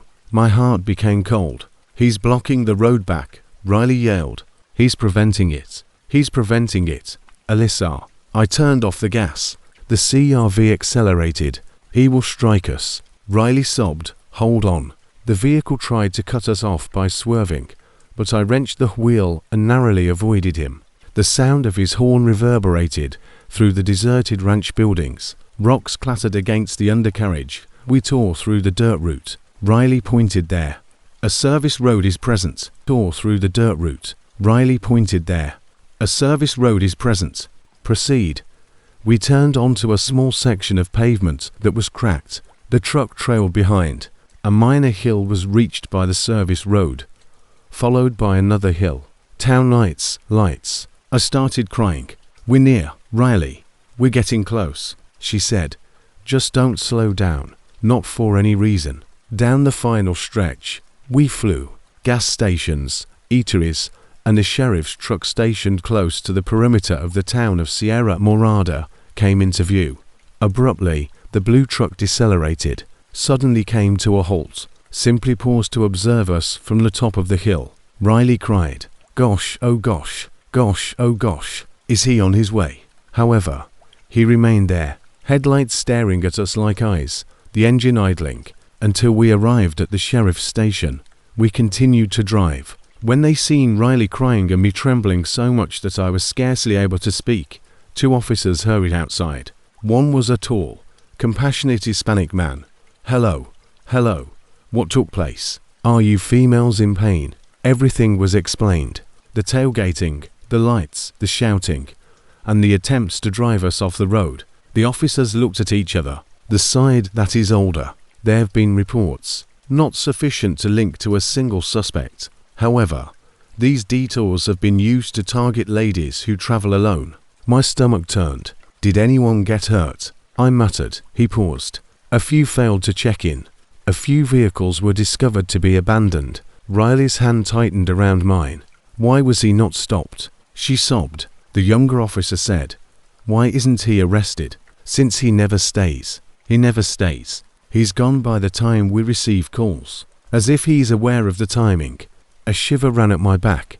They advised us against traveling at night and personally drove us to our motel. They removed all of our information. The blue truck was never located, despite their promise to search the area. Not that evening, not the following day, and never. I was unwell the morning we departed. It was supposed to be a simpler drive home, more traffic, daylight, and no detours. However, I couldn't help but stare at the hills as we passed the section of road where he had last been seen. I only saw it once, for a split second. A dilapidated blue truck was parked far from the road, behind a group of withered shrubs. The driver's door is open. Not a single plate. A baseball cap is suspended from the mirror. Riley also witnessed it. Her voice broke. He held out. I had no intention of going down that path. If anything, I always vowed not to drive through small, remote villages, especially those that seemed to have been abandoned in the early 90s, and that no one had bothered to update the maps. However, everything in my life seemed to be pressuring me to do things I usually avoided that weekend. The journey wasn't meant to be frightening. It was supposed to be a reset. Jenny and I alone. Jenny and I have been friends since we were 13. We were the type of girls who ridiculed corny horror films and vowed to apply common sense if we ever found ourselves in one of those circumstances. We used to believe that intelligence kept one secure. Growing up brings about a lot of changes. Genuine danger doesn't wait to make sense. And sometimes the only thing preventing you from becoming a statistic is good fortune. Life had become too burdensome. So the weekend escape began. My dad had spent nearly 3 months in the hospital. Heart problems, terrible ones, and I'd been working 2 jobs at the cafe to pay costs that my employment hardly touched. Jenny had recently ended a year-long relationship with a man she loved far more than he deserved. With a Red Bull in one hand and my overnight bag in the other, she stormed into my flat one evening and yelled, "Pack your crap. Girl, we're heading somewhere peaceful before I go crazy." I refrained from arguing. I didn't even inquire as to our destination. While she talked non-stop about a rental cabin she discovered close to Silver Ridge, Colorado, a small tourist town. I just tossed clothes into the bag. Lakes, mountains, and silence. It wasn't until I started breathing differently in the automobile that I realized how much I needed stillness. The first 2 days were great. We went into town for shopping and iced coffee, cooked at the cabin, binge-watched reality TV, snapped photos by the lookout spots, and laughed like teens once more. It was pleasant, human, as if my life wasn't disintegrating little by bit. God, Jenny was beaming and laughing once more. Without her even realizing it, her ex had sapped her joy. I hadn't seen her like herself in more than a year before this trip. The universe felt normal on the day we were leaving. Not fantastic, not resolved, just typical. I doubt I would have left the cabin at all if I had known what awaited us back on the road. However, in real life, we don't receive warnings like that. A sensation in our stomach, which we consistently disregard, is the only clue we ever receive. About 11 in the morning, we packed the car. I tended to tire out early, so Jenny insisted on driving the first half. We didn't want to spend another night in a hotel after the lengthy 16 to 17 hour travel back to Kentucky. Everything got off to a good start. We enjoyed some music. When Jenny put up a gloomy acoustic music on Spotify, we laughed at her suggestions. This isn't a breakup montage. Woman, this is a road trip. She rolled her eyes. Quit talking. I like depressed guys with guitars. We went to the gas station 3 times, had inexpensive snacks, debated whether or not Cheetos qualified as a dinner, and discussed everything and nothing. Hours went by. The sun set, and once we entered Indiana, construction signs every 10 minutes turned the roadway into a maze of exits and detours. It was almost 3 in the morning when Jenny became fatigued, and I took the wheel. The GPS was intended to keep us on Route 64, but it kept recalculating, and eventually we found ourselves on a narrow 2-lane road that could hardly accommodate 2 cars at once. As if they were attempting to engulf the road, trees strained on it. The edges were covered in fog. There are no houses or street lights, only darkness on both sides. Curled up with her hoodie covering her face, Jenny had slept off in the passenger seat. The quiet was serene at first, then something felt off. I was too exhausted to think clearly, and the road was too silent and deserted. The headlights in my rearview mirror were first dim, then gradually brightened. Even though the car was at least 2 football fields behind me, something about it made me feel uneasy. The majority of vehicles pass. The majority of automobiles don't follow you for 20 minutes at precisely the same distance. I made an effort to get over my paranoia. It's 4 o'clock in the morning. I reassured myself as I turned down the radio and inhaled deeply. Relax, people start driving early. It's all right. However, the route became curved and smaller. The horizon was obscured by the trees. Everything seemed to be getting closer, and the vehicle continued to follow. Just there, observing. Neither closer nor farther. I moved my gaze to Jenny, hoping she would awaken so I wouldn't have to handle this emotion by myself. However, she was sound asleep, her face hidden beneath her hoodie. Then it got worse, because the headlamps behind me abruptly accelerated when we came to a section of road that wound like a snake. Quick to quickly. My heart began to race. No, no, no. The vehicle behind me veered a little. Even from a distance, the engine was deafening. Then, when I turned a corner, Bright struck me so forcefully that I winced. Our car's inside glowed, as if someone had switched on a stadium floodlight. My eyes burned. All right. No, not at all. That's not typical. I gripped the steering wheel more tightly. The vehicle behind me drew nearer, nearer. They were now directly on my bumper, so near that I couldn't observe their headlamps. The only light coming through the back window was white. Jenny, wake up, Jenny. She hardly murmured when I leaned over to shake her shoulder. The next curve showed something that caused all the breath in my lungs to escape, so I didn't have time to try again. In the center of the road were 4 large, bulky tires, They were arranged in a row, as if someone had placed them there. And they weren't rolling or part of a blown-out piece of rubber. It took too long for my head to digest it. I was moving too quickly. I attempted to veer, but there was only a ditch and dense trees instead of a shoulder. We gave the tires a heavy hit. The vehicle jerked upward. The chamber was filled with the sound of rubber grinding rubber. Underneath us, there was a thud that sounded like metal striking the car's bottom. Jenny screamed as she startled up. What the heck? I depressed the gas pedal forcefully. The car behind us continued to follow us, but it now slowed down a little as if it wanted us to halt. Jenny was out of breath. What took place? What did we strike? Tires. Tires were placed in the road by someone. What? Why? We turned the next corner before I could respond. I noticed them at that point. The bushes on the right side of the road were illuminated from behind by the rising sun. The branches let in light, which made it simple to view silhouettes. Human silhouettes. 5, 6, possibly 7. Everyone was hunched, staring, still, unsurprised, and waiting. Jenny gave a gasp. Holy _ I was unable to look for very long. I had to keep my eyes on the road, but what I saw chilled my blood. A lengthy metal object was being held by someone. Another held what appeared to be a thick wooden staff. One person appeared to be holding something heavy close to the ground, with both hands lowered.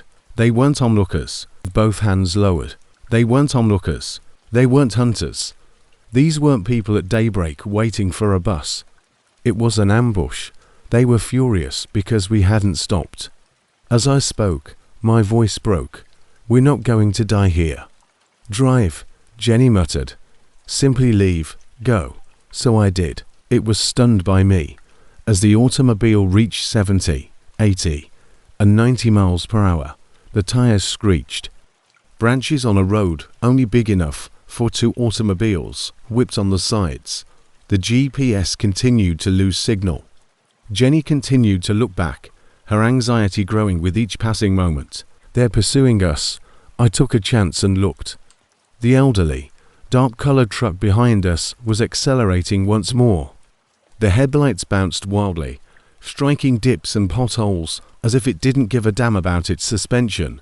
The truck roared nearer. Sweat had made my hands slippery. I felt as though my throat was shutting. Jenny gave the dashboard a whack. Please, move more quickly. I'm attempting. The curves were lethal. We were traveling at a speed that I could hardly control, yet there was no way I could slow down. We came to a fork in the road. The GPS failed to load. 2 paths without markings, to the left or right. Not enough time. The truck stumbled ahead, getting closer. Jenny gestured wildly. Left, left, left. I pulled on the steering wheel. I was afraid we might tip because the car fishtailed so violently. The truck missed the turn. It vanished from sight for a split second. I stopped breathing. Jenny held her breath. The path then became straight. I continued to drive until my arms trembled from holding onto the wheel so firmly. We continued until we came across a flickering fluorescent sign that read, Dwyer's Fuel and Mart, a tiny gas station. It was something, even though it was old and mostly vacant. I nearly hit the pump as I pulled in quickly. Jenny was the first to jump out. She was trembling when she said, Examine the tires. Examine the _ tires. I exited and knelt. My stomach fell. At least 3 or 4 nails were embedded in each tire. Fresh roofing nails that are still gleaming, not just any old nails. They were strewn inside the tires we struck by someone. We would have blown out on those turns if the tires weren't brand new. I was ill. Jenny paced and gave herself a hug. What on earth did we drive into? Who carries that out? Who simply ambushes others? I had no idea, and I didn't want to consider the consequences of stopping. When we informed the old man behind the counter in the store what had happened, he gave us a weird expression. He muttered, Before now, you girls shouldn't have been on those roads, Dawn. I took a swallow. Why, some people out here don't like outsiders, he continued after pausing.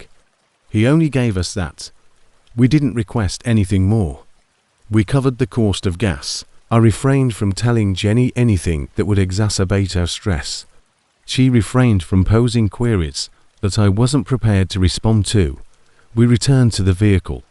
It wasn't until we entered Kentucky and the sun had risen that I felt at ease. Jenny mentioned it once. We were eating leftover pizza in my kitchen a few weeks later when she whispered, "Surely they weren't attempting to rob us." No. What then did they desire? I had no response. However, each time I closed my eyes, I could see the shapes in the bushes, crouching low to the ground like predators. I recalled how the truck pursued us, not carelessly, but purposefully.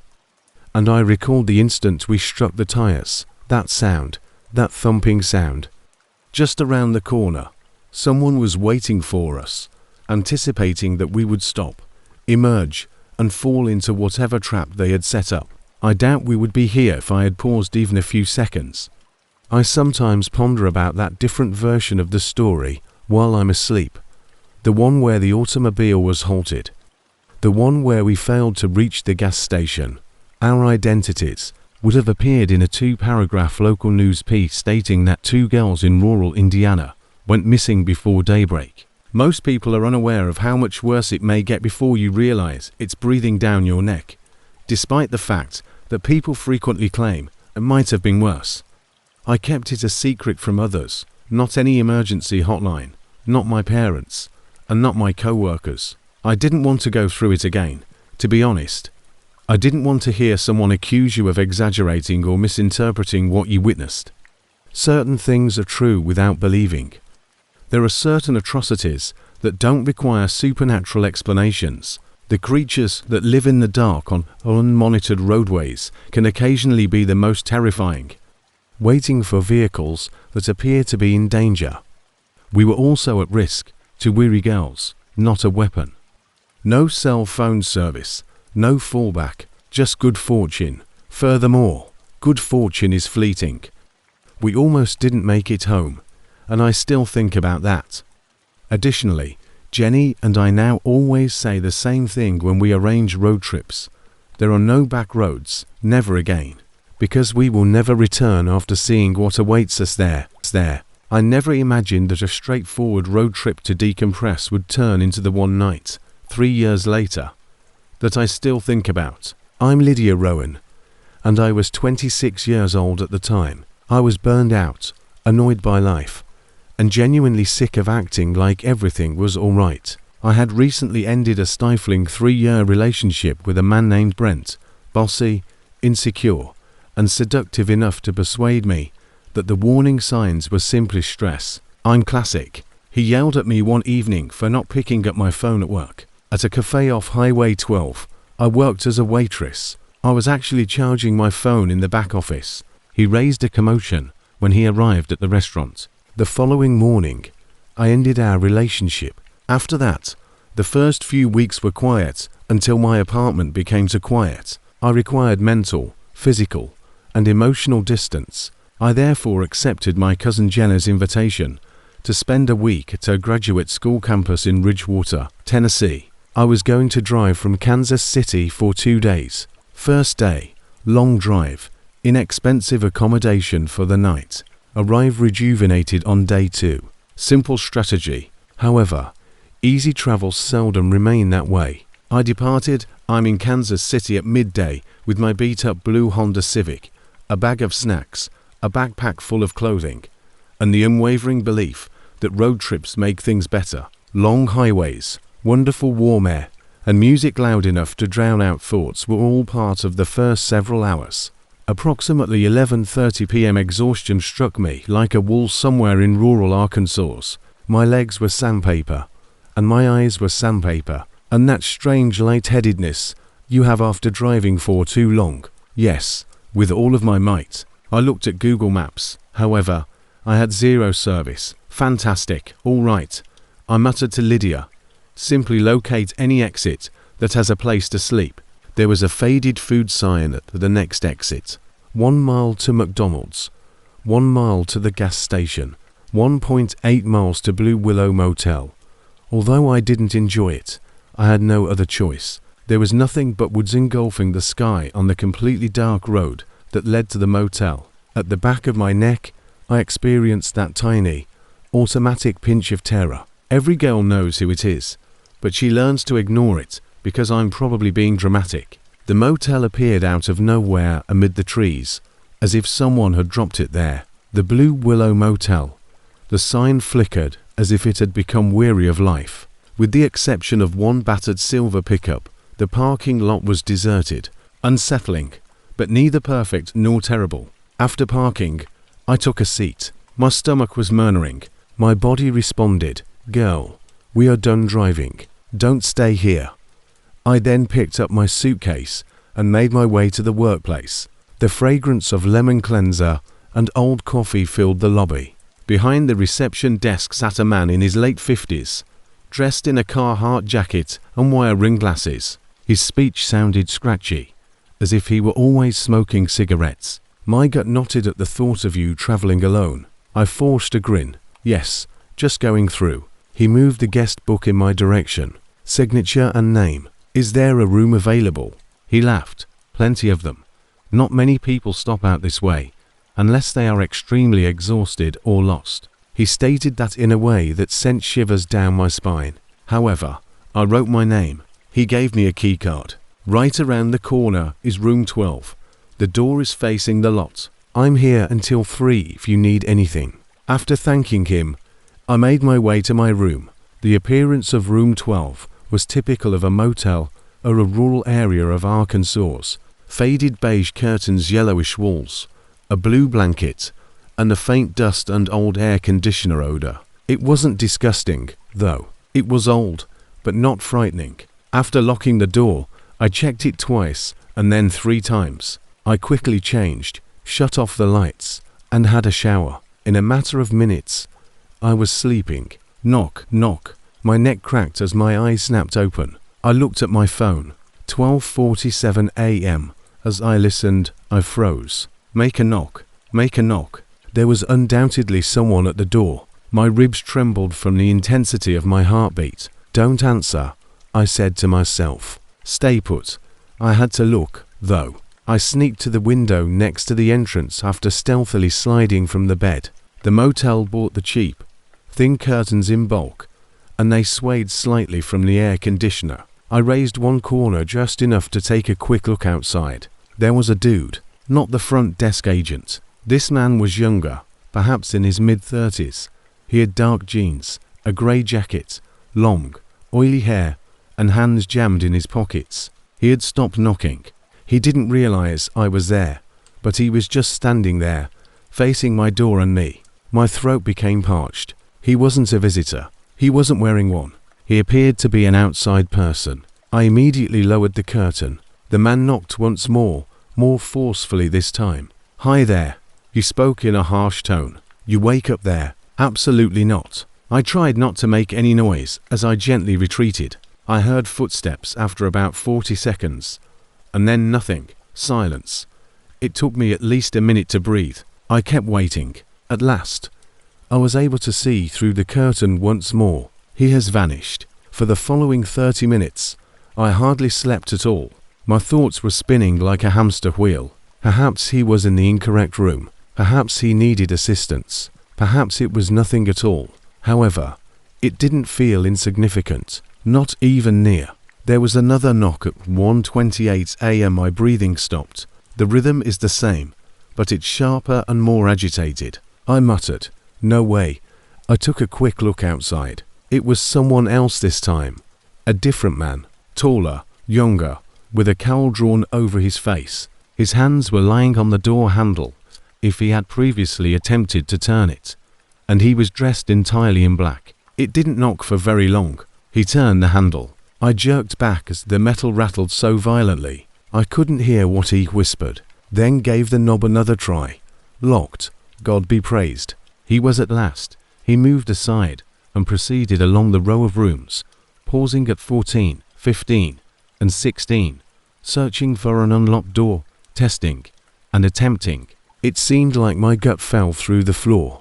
This wasn't at random. This person wasn't in need of assistance. This wasn't an inebriated man misidentifying rooms. This was not like anything else. I tried to relax by turning my TV to low, but I didn't. Not even a tiny bit. 30 more minutes went by, and my door rocked with a long, powerful thud. I jumped to my feet, followed by another. Then there was a quick, furious knock. I peered through the curtain. Once more. It was the first guy. This time, I was closer, standing just in front of the door, gasping for air and clenching my jaw. "Hey," he said in a deeper voice. "Are you awake?" "I am aware that you are." "Come on." My blood became icy. What makes him say that? Blood became icy. What makes him say that? The TV sound was so low that it could hardly be heard outside. The lights were off, and the curtains were closed. How was he supposed to know?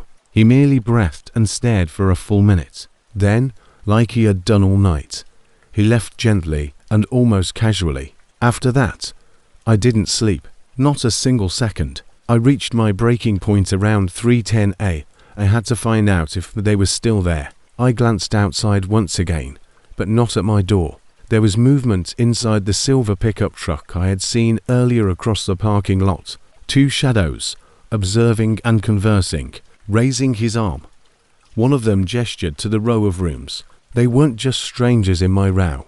They were in the same room. Jesus. My heel struck the bedpost as I quickly retreated from the window. My breathing became labored. "All right, don't freak out," I muttered. How should I proceed?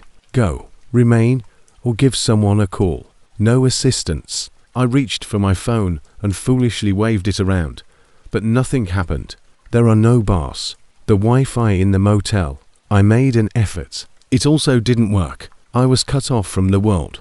I thought my lips tasted like copper from anxiety as I walked the room and chewed on my thumbnail. After that, I took a choice that most likely saved my life. I discreetly and slowly packed everything, including the shoes, charger, and bag. No lights were turned on by me. It was an easy strategy. Hold off until the men have turned away. Silently unlock the door. Go to my automobile. I hope the engine didn't roar too loudly. Drive as hard as you can. The two silhouettes appeared at approximately 3:40 a.m. The pickup was turned to face the woods. I took advantage of the situation. I took my time opening the door. Even so, there was a slight metallic click. I froze. Nothing shifted. I went outside. The air was moist and chilly. Immediately, my breath became hazy. My entire being trembled. The distance to my car was 30 feet. Only 30 feet. I strolled first slowly, then quickly, then finally. "Hey, behind me!" A voice erupted. I didn't turn around. I ran to my vehicle. Footsteps caught my attention. Quick ones are getting closer. Keys, keys, keys. I dropped them on the sidewalk as I struggled with them, my hands shaking so furiously. "Stop!" a man yelled. I grabbed the keys, smashed them into the door lock, pulled it open, rushed myself inside, and struck the lock button with such force that my thumb became damaged. Outside, someone grasped the doorknob. The vehicle trembled. I let out a yell. The man pounded on the window. "Let the underscore door open." I jammed the key into the ignition. Sweat had made my hands slippery. The engine faltered. Next, vroom. I put the car in reverse. I floored it toward the exit after backing out so quickly that I nearly struck a pole. After chasing me for a few seconds, one of the males gave up. I continued. I didn't turn around. Somewhere in my throat was my heart. I drove until the sun came up. I started bawling in the parking lot as I drove straight into Tennessee, directly to Jenna's campus, and straight into her arms. Jenna made a call to campus security. The county sheriff was contacted by campus security. They made touch with the sheriff of the county in Arkansas, where I was staying. He gave me a call 2 days later. He said, "Ma'am, we're very familiar with that motel." My heart froze. "What are you referring to?" "Local unrest is known to occur there. Robberies, drugs, and attempts at trafficking.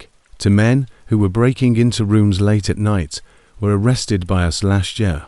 Passers-by are easy pickings. You're fortunate that you departed at that time." I asked him if he had looked at room 12 or its surroundings. He hesitated. Then he said something that still makes me shiver. A handful of the room doors had pry marks on them, quite new, and there were a few cigar butts along the tree line with tracks that led back to the truck's parking spot. I considered the whispering, the pointing, the pickup, the silhouettes. They weren't knocking at random. They were looking. They were holding out. And I had entered the area they used as a hunting ground by myself, tired and ignorant. I still have trouble falling asleep in motel rooms or on the ground floor. I still double-check each lock. And occasionally, I swear, I hear that first gentle knock late at night. The one that nearly altered everything and awakened me.